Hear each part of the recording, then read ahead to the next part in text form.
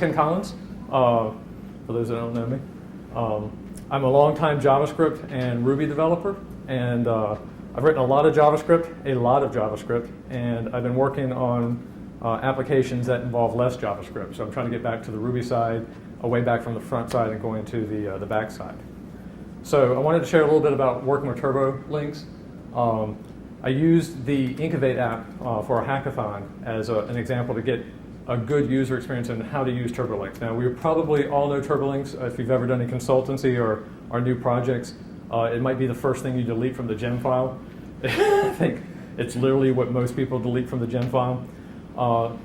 Rails 4.1, I think, introduced turbolinks. It might be 4.0. It uses turbolinks v2. What I'm going to talk about today is turbolinks v3. This is what's in the current master branch of Rails/turbolinks. So everything I'm talking about today is on Rails 5. If you want to experiment or play with it, create a Rails 5 Edge application and to kick this up, and you will be bundled to the v3 of turbolinks, which is in the master branch. So for those that don't know what turbolinks is, it's built on a technology called PJAX. PJAX is basically a way to send AJAX requests to the server, get the DOM fragment that you need, and just replace it in the page. It uses push state to change the URL of the browser to match the page that you would have been on, and AJAX to get that.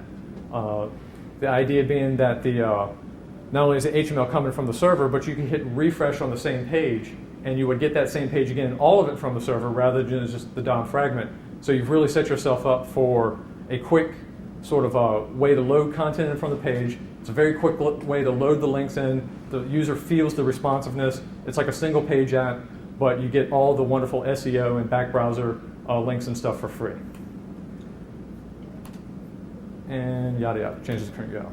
So the reason it feels fast is that as you go from page to page, you don't get the white clear page as you go from one page to the other. You definitely don't see the latency when the page loads again because you're not having to reload. Even if the CSS and the JavaScript is cached, there's a penalty for rendering that and painting that again. And it's basically just the appearance of a fast page load. It actually is, though, too. So Ptex Usage, this is an example from the Ptex GitHub documentation.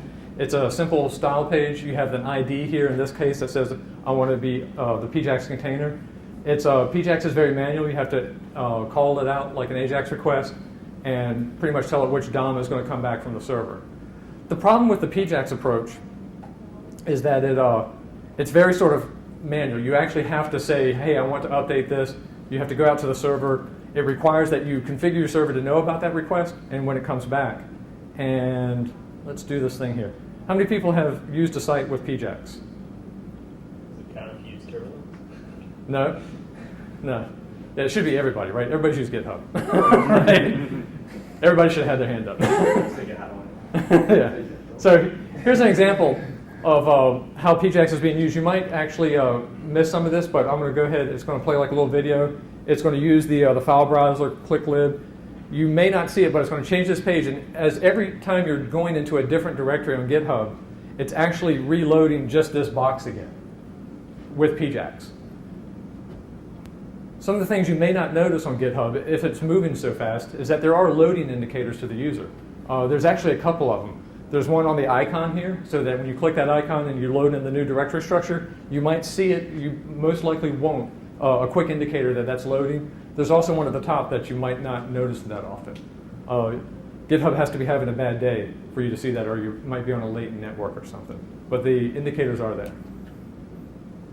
Again, this would be an example if you were using Ptex and how you have to tailor every action that deals with a Ptex request to have maybe some if conditions. In this case, it's basically telling the Rails layout system to not render the Chrome, but just the HTML to replace on the inside. So what does turbolinks offer us? It's Rails. There's going to be a lot of convention baked in. I thought I wanted to put a nice little slide up, talk about Kathy Sierra. If you haven't read about her, I'll send some notes after the links. She's pretty much the person responsible that DHH and everybody sort of has inherited from the whole concept of convention over configuration, about computers being more approachable and the productivity level going up. So let's talk about turbolinks. By convention, it will replace the entire body tag. You don't have to think about it. You don't have to render a layout or a view without the layout. It'll take the whole thing and it will replace the body tag.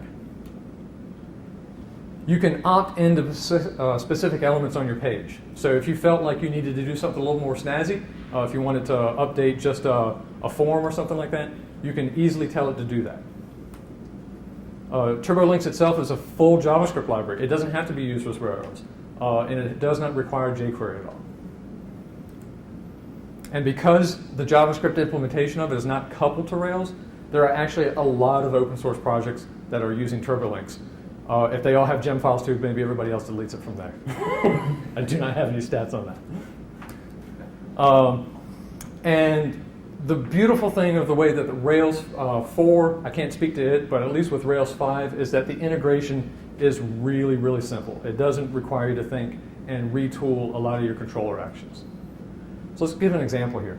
This is the Inkovate page. This is an idea page where someone would share their ideas. As you can see here, like most websites, we have normal links to go places. These at the top of the header for just going to different pages of content. Of course, clicking on avatars would get you to a person's page to show their ideas or what ideas they favorited. I didn't know this, but I knew that I wanted to build the Inkovate app with TurboLinks, and I had a little running to-do list. And at the end of the to-do list was turn on TurboLinks and try it out. And I had no idea that I was using TurboLinks the whole time. I literally was building the whole website out and had no idea that I was using TurboLinks. I just thought it was stupid, wicked fast in development. And I was like, oh, it's on. It's like, okay. So all these things in green, they just worked. I didn't have to really deal with any of them. They were singing and humming along. What's more interesting, though, is that the reason it worked is because of that whole body thing, the convention. It literally took the body of the response and pulled it back in and just replaced my DOM node for it. I didn't have to change any controller actions for all those GET requests. It just worked. So when things get interesting, you have things like this follow idea button. This is actually a post. It is changing state. If you were to click this, you would see that three things are going to change on the page. One, the button, the inverse of the state. It's going to let you unfollow someone. There's going to be some type of flash or a dialogue at the top to echo the sentiments of positive or negative user experience that something did indeed happen. And then finally, the avatars on the right there, the followers list will update, because I certainly am now included in that list. So, how do we make TurboLinks work with this? This is our button. That's basically just a simple Rails button tag. If you're familiar with that, it actually creates a form wrapper around the object with all the params. To make it work with TurboLinks, remote true, done. Nothing else. It will literally go get the body tag, implement it, stuff it all back in, and you're done. But if you want to make it better, we can go back to the controller. So this is the final implementation of the controller. The key point here is the change attribute for the redirect.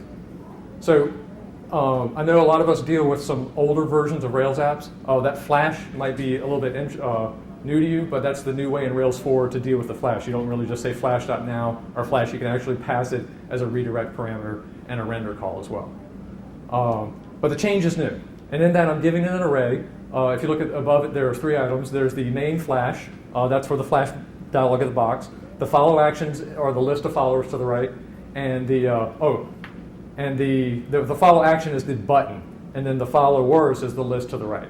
So basically what happens in this is that the whole HTML document comes back. These are IDs in the DOM.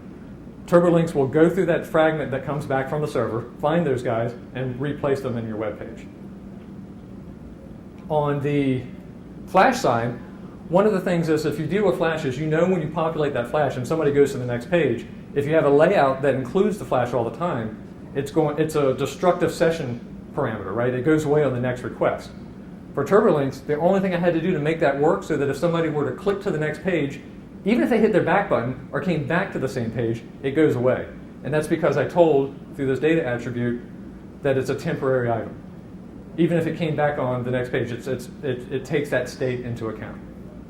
And it's beautiful. It worked. I didn't really have to do anything.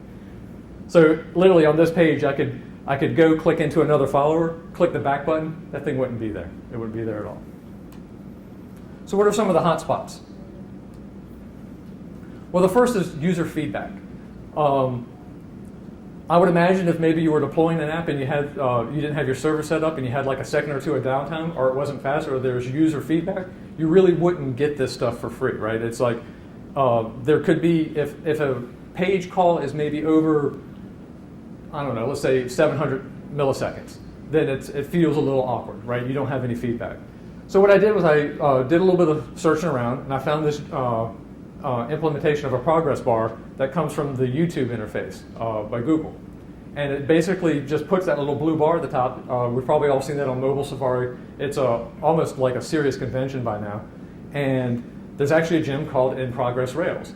And it turns off the TurboLinks progress implementation, which I never saw on my pages at first because the header was floated over it.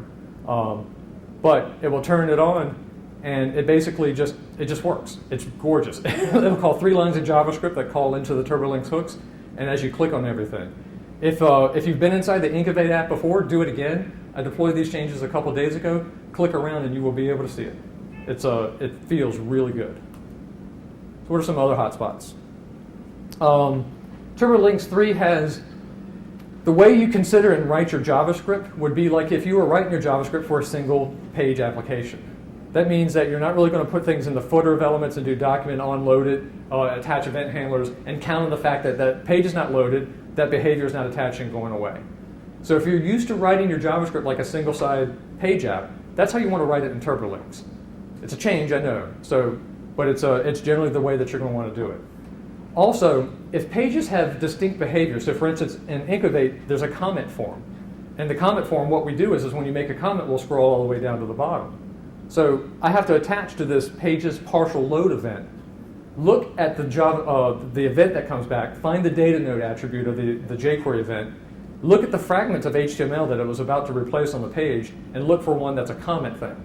So the notion is that I haven't found any good patterns yet for how to delegate that to distinct classes or responsibilities. Right now I just made it inline, and I just looked at it. So that callback is firing for every one event, and if I needed to get cleaner at it, I would have to look at how to dissect that up into different classes for different responsibilities. The other is that TurboLinks is changing fast. So Rails 5 is not out yet, nor is TurboLinks 3, and it never will be, because we're going to go to TurboLinks 5. So Rails is essentially Basecamp. Basecamp drives the features in Rails. Go figure, right? It's DHH's app. Basecamp is making releases. They just released Tricks, which is an inline HTML editor. They have more coming out. They have actively pushed a lot on top of TurboLinks 3. If you go to GitHub/Basecamp/TurboLinks, you can check out the active development for TurboLinks 5. And you can switch your Rails Edge application from using TurboLinks on Rails TurboLinks to Basecamp TurboLinks and start getting into that. They got some wicked nice features. They're basing a lot of Basecamp's mobile for Android and iOS through a web view on all this stuff, and they are saying it's kicking ass, and I believe them. And what to do with it now. So, if you're dealing in a monolith, I recommend breaking out your application into logical chunks and maybe thinking about TurboLinks. So for example, maybe the product catalog for CustomInk, maybe a section of your site that has a logical breakdown where you would think, okay, these logical set of pages might have a single application and a single JavaScript file. And it's, even if it requires things that to you look like a lot of JavaScript, which you might think Backbone or something like that, you can actually do that in just raw server responses, get all the great SEO ability and all that wonderful state, and it's just basically going to work. Sure, you're going to have to wire a few things up, but it's going to be a lot easier. I was able to move on the Inkovate app really quickly. And that's it. Thank you, everybody.